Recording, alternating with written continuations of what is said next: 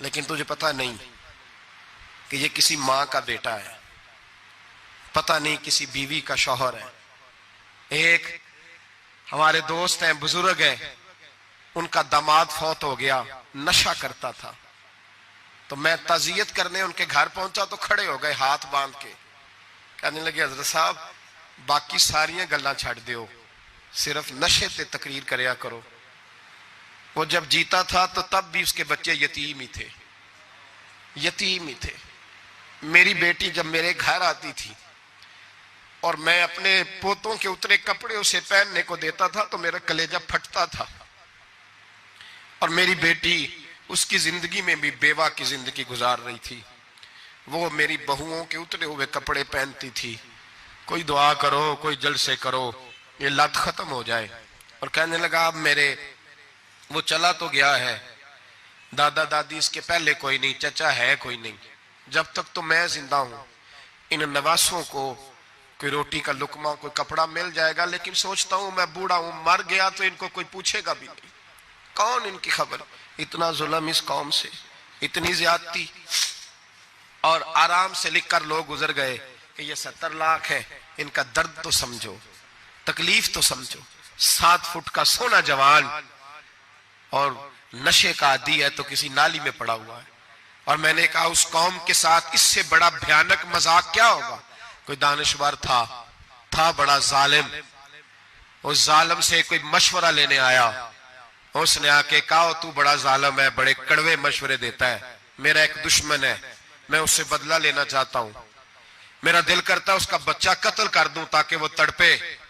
تو ظالم نے کہا اسے قتل نہ کر، وہ تو اس کا باپ 2-4 مہینے رو کے چپ کر جائے گا، پھر میں سخت سزا دینا چاہتا ہوں، مشورہ دے۔ تو اس نے کہا اس کے بچے کو نشے پہ لگا دے، جس کا بچہ نشہ کرے گا وہ باپ روز مرے گا، روز جیے گا، وہ ماں روز مرے جیے گی، نشے پہ لگا دے۔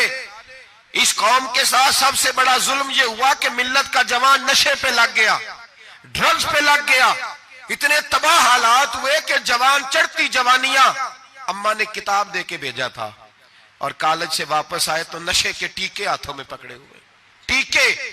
اور آپ کے اس ملک کے اسلام آباد میں ایک دن میڈیا نے وہ خبر بھی وائرل کی اور وہ چیز بھی دکھائی لوگوں کو، 3 مہینے کا بچہ لے کے نشئی سڑک پہ آ گیا، اس نے کہا میرا نشہ ختم ہو گیا، میرا بچہ خرید لو، 2 پڑیاں دے دو۔ تو وہاں بیبیاں جو سن رہی تھیں وہ بھی چیخے مار کے رو رہی تھیں۔ یہ ظلم کیا اس قوم کے ساتھ، اور کرپشن کی لعنت نے اجازت دی سپلائی کرنے والوں کو کہ گلی گلی بیچے، گلی گلی۔ انہوں نے کچھ تھوڑا ظلم نہیں کیا ان حکمرانوں نے، اور ہماری اپوزیشن اس کو نہ صرف اتنا پتا ہے کہ یہ جائیں اور ہم آئیں، اس سے زیادہ کوئی غرض نہیں۔ بھائی کرپشن کے خلاف نکلے ہو تم، نشے کے خلاف کس دن نکلو گے؟ جوئے کے خلاف کس دن؟ قوم تو مر رہی ہے نشے سے، اس کے خلاف میدان میں کب آؤ گے؟ صرف اتنا ہے کہ یہ جائیں اور ہماری باری آئے، اس سے زیادہ کچھ نہیں۔ جتنے مجرم وہ ہیں اتنے ہی تم بنتے جا رہے ہو، اس لیے کہ اصل بات پر نہ وہ آتے ہیں اور نہ اصل بات پر یہ آتے۔ بھائیو، میرے نبی پاک صلی اللہ تعالی علیہ وسلم، اور ایک اور تماشا ہے، یہ میرے پہ اللہ کا یہ احسان رہا، اس لیے نہیں کہ میں پرہیزگار آدمی ہوں، نیک ہوں، اس لیے نہیں، ویسے ہی اللہ بعض اوقات اسباب بناتا ہے، سبب بناتا ہے۔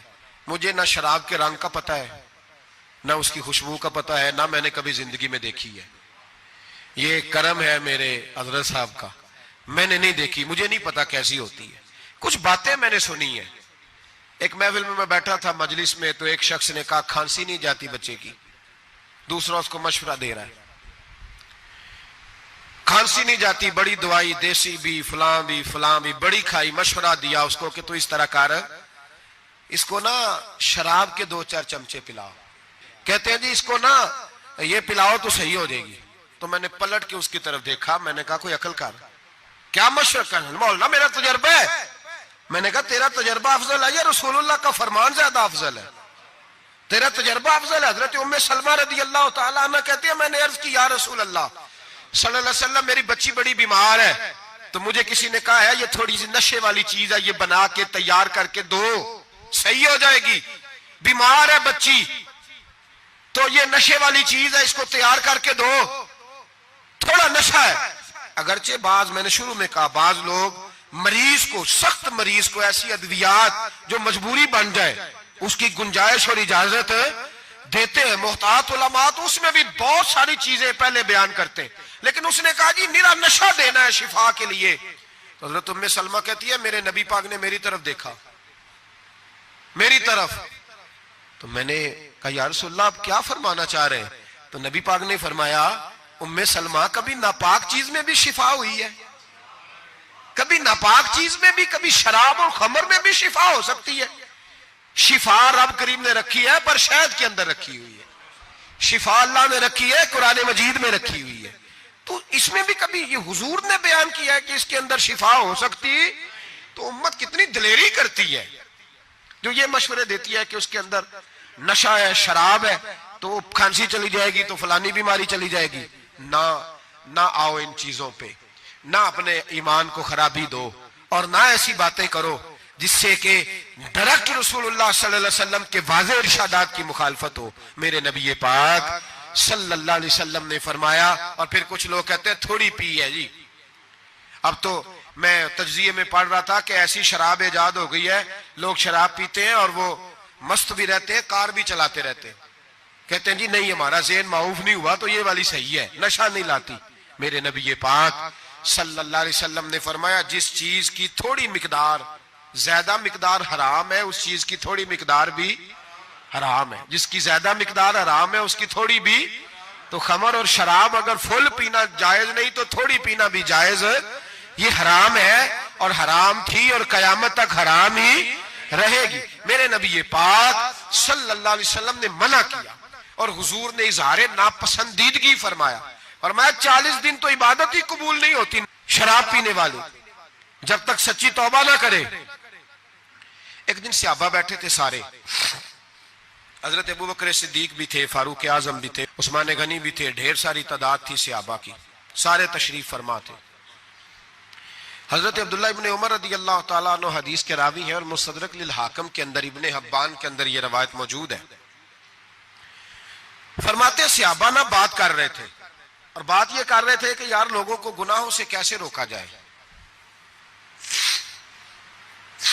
لوگوں کو گناہوں سے گفتگو صحابہ یہ کر رہے تھے. عبداللہ ابن عمر کہتے ہیں بیٹھے تھے اور جو گفتگو کر رہے تھے کہ گناہوں سے پلاننگ یہ ہوتی تھی ان کی جو محفلیں ہوتی تھی نا بیٹھ کے وہ خوش گپیاں نہیں ہوتی تھی بلکہ وہ تبلیغ کی جد و جہد کی لوگوں کو برائی سے منع کرنے کے لیے بیٹھتے تھے اس پر منصوبہ بندی کرتے تھے پلان کرتے تھے آگے ترتیب دیتے تھے. گفتگو ہو رہی تھی تو اب آپس میں بات ہونے لگی کہ کون سا گناہ زیادہ برا ہے جس پر سب سے پہلے کام کیا جائے. تو دور ایک صحابی بیٹھے تھے ان کا نام تھا عبداللہ ابن عمر. ایک عبداللہ بن عمر ہے اور ایک عبداللہ ابن عمر ہے. حضرت عبداللہ ابن عمر دور بیٹھے تھے بڑے سمجھدار سیانے باریک بین آدمی تھے. تو حضرت عمر فاروق اپنے بیٹے سے کہنے لگے جا عبداللہ ابن عمر سے پوچھ کے آ کہ سب سے سخت گناہ کون سا ہے. توجہ ہے میرے بھائیوں ادھر دیکھیے گا میری جانب. پوچھ کے آ کہ سخت گناہ کون سا ہے. عبداللہ بن عمر رضی اللہ تعالیٰ عنہ کی خدمت میں جب عبداللہ ابن عمر گئے تو جا کے کہنے لگے کہ صحابہ پوچھتے ہیں کہ آپ نے زیادہ وقت گزارا ہے نبی رحمت صلی اللہ علیہ وسلم کے پاس تو بتلائیے برا گناہ کون سا ہے سب سے سخت گناہ تاکہ سب سے پہلے اس پر پابندی لگائی جائے اس پر محنت کی جائے. تو حضرت عبداللہ ابن عمر کہنے لگے صحابہ کو جا کے بتا دو کہ سب سے برا گناہ شراب پینا ہے سب سے برا گناہ اور یہ ام الخبائث ہے برائیوں کی جڑ ہے گناہوں کی ماں ہے یہ بنیاد ہے باقی گناہ اسی سے شروع ہوتے ہیں. کہتے ہیں میں نے آ کے بتایا تو حضرت ابو بکر صدیق رضی اللہ تعالیٰ عنہ سیدنا فاروق اعظم کہنے لگے خود جاتے ہیں ان کے پاس خود جاتے ہیں چونکہ ہم نے بات سننی ہے ہم خود جاتے ہیں اور ان سے جا کر کے سوال کرتے ہیں کہ اگر آپ کو اس تفصیل کا پتہ ہے نا تو اس کے پیچھے بھی کوئی تفصیل ہوگی جو میرے نبی پاک نے بیان کی ہوگی صلی اللہ تعالی علیہ وسلم. اس تفصیل کا بھی آپ کو پتہ ہوگا جو نبی پاک نے بیان کی ہوگی اس بات کے پیچھے جو بیک گراؤنڈ ہے جو پس منظر ہے. فرماتے ہیں کہ ہم اٹھے عبداللہ ابن عمر کے پاس گئے ان سے جا کے پوچھا کہ جناب آپ نے یہ تو فرمایا ہے شراب ام الخبائث ہے تو اس کے پیچھے پس منظر کیا ہے. تو عبداللہ ابن عمر کہنے لگے یہ میں نے اپنے پاس سے نہیں کہا یہ میں نے نبی پاک سے سنا ہوا ہے حضور سید عالم صلی اللہ علیہ وسلم بیٹھے تھے تو حضور نے فرمایا شراب یہ نشہ یہ برائیوں کی ماں ہے. اور پھر حضور نے ایک مثال بیان فرمائی.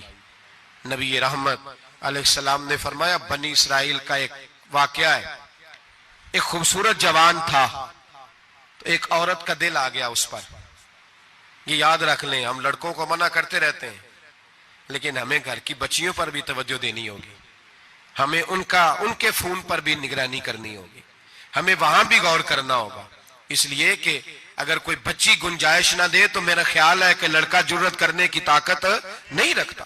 تو وہاں بھی ان کی اماں سے کہے کہ پابندی لگائے, بچی کسی کا موبائل لے کر کے کہیں اس کو استعمال تو نہیں کر رہی, اس پودے پر بھی توجہ دے, درخت بننے سے پہلے اس کی بھی نگرانی کریں, یہ بھی بڑا ضروری کام ہے. عورت کا دل آ گیا تو نبی پاک علیہ الصلوۃ والسلام فرماتے اس نے کوئی بہانہ لگایا, کسی کو کہا کہ اس نوجوان کو بلا کے لاؤ, اس کو کہو کہ ہم نے کوئی گواہی لینی ہے تجھ سے. وہ نوجوان آیا, ایک کمرے میں داخل ہوا تو اگلے کمرے میں لے گئے, وہاں داخل ہوا تو اس سے اگلے کمرے میں لے گئی, وہ داخل ہوا تو اسی طرح 7 مکفل کمروں میں لے گئی. میرے کریم رسول میرے محبوب پاک علیہ السلام فرماتے ہیں, صحابہ کو سمجھا رہے ہیں میٹھے لب و لہجے میں, فرماتے ہیں جب سب سے پچھلے کمرے میں لے گئی تو ایک لڑکا بندھا ہوا تھا وہاں رسیوں سے, شراب کا پیالہ پڑا ہوا تھا. اور بی بی کہنے لگی کوئی گواہی شواہی نہیں لینی, تجھے اس لیے بلایا ہے کہ تیرے اوپر دل آ گیا ہے, اب میرے ساتھ منہ کالا کر. تو وہ جوان کہنے لگا نہیں, میں نے اپنے نفس کو پاک رکھا ہوا ہے, میری نظر بھی پاک ہے, دل بھی پاک ہے, اور اس کی برکت یہ ہے کہ رب نے میری روح کو بھی پاک رکھا ہوا ہے, تو میں یہ حرکت نہیں کر سکتا. پاک لوگ پلید کاموں کی جانب توجہ نہیں کرتے, میں یہ حرکت نہیں کر سکتا. اقبال نے اپنے بیٹے کو دعا دی تھی, اس نے کہا تھا حیا باقی نہیں ہے زمانے کی آنکھ میں, خدا کرے کہ رہے تیری جوانی بے داغ, خدا کرے کہ رہے تیری جوانی بے داغ. کہا میرے ساتھ منہ کالا کر, اس نے کہا میں نہیں کرتا. کہنے لگی چل پھر اس کو قتل کر, اس کو میں نے باندھا ہوا. اس نے کہا میں قتل کیوں کروں, میری کیا دشمنی ہے. کہا پھر شراب پیو, کہا میں شراب بھی نہیں پیتا. تو کہنے لگی اب تو میں نے تجھے اپنے چنگل میں پھانس لیا ہے, اب تو یہاں سے بچ کے جا نہیں سکتا, اور اگر تو باہر جائے گا تو میں شور کروں گی, لوگ جمع کروں گی, اس نے میری عزت آبرو پہ ہاتھ ڈالا ہے, تو بچ تو نہیں سکتا, ایک کام تو کرنا پڑے گا. محبوب فرماتے ہیں اس نوجوان نے سوچا کہ زنا بھی بہت بڑا جرم ہے, قتل بھی بہت بڑا گناہ ہے, چلو اب مجبوری ہے تو شراب پی لیتا ہوں. لیکن وہ سمجھا نہ کہ شراب تو بنیاد ہے.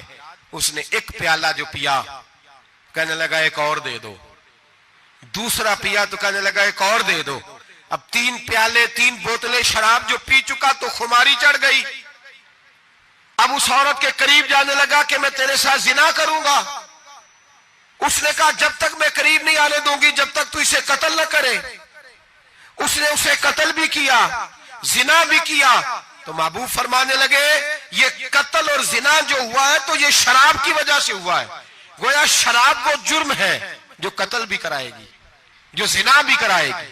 اور اگر آپ نشئی کو دیکھیں, اگر آپ شرابی کو دیکھیں تو کیا وہ ڈکیتیاں نہیں کرتا پھرتا, وہ چوریاں نہیں کرتا, وہ اپنی ہی ماں کا زیور نہیں بیچ آتا, وہ اپنی ہی بہن کا پڑا ہوا جہیز نہیں بیچ آتا, وہ اپنے ہی گھر میں ڈاکے نہیں ڈالتا, وہ اللہ کے گھر مسجد میں آ کر کے چوری نہیں کرتا. وہ صرف اس لیے کرتا ہے کہ یہ نشہ, یہ شراب, یہ ماں ہے گناہوں کی, یہ جڑ ہے. ملت کے لوگوں یاد رکھو, اس امت اس پاکستان کے ساتھ جہاں بہت سارے ظلم ہوئے وہاں بڑا ظلم یہ ہے کہ بہت بڑا طبقہ جوانوں کا نشے کا عادی ہے. وہ نشہ انہیں عشق مجازی اور عورتوں کے عشق کی جانب لا رہا ہے. وہ نشہ چوریاں کرا رہا ہے, قتل کرا رہا ہے, ڈکیتیاں کرا رہا ہے. بہت بڑے ظالموں نے بہت بڑے ہاؤس بنائے ہوئے ہیں جن کے اندر شراب فراہم کی جاتی ہے, نشہ دیا جاتا ہے. میں نے تو ایسے ایسے لفظ سنے کہ الیکشن کے دنوں میں ووٹ لینے کی خاطر سیاستدان انہیں نشہ فراہم کرتے ہیں, انہیں باندھ کے رکھتے ہیں, روز تمہیں پڑیا ملے گی, ووٹ ہمیں ڈالنا. اتنا ظلم, اتنی زیادتی, اتنا جبر, ایک انسان کے ساتھ کھیلنا. لوٹ آؤ, پکڑو ان کا دامن, اپنے گھروں کو بچاؤ. اپنے دوستوں کو بچاؤ. جاگو جاگو امت کے لوگوں جاگو. میرے نبی پاک صلی اللہ علیہ وسلم کے کلمہ گو لوگوں کو بچاؤ. ان پر اگر سختی کرنی پڑتی ہے تو کرو, پیار کرنا پڑتا ہے تو کرو, محنت کرو, جدوجہد کرو.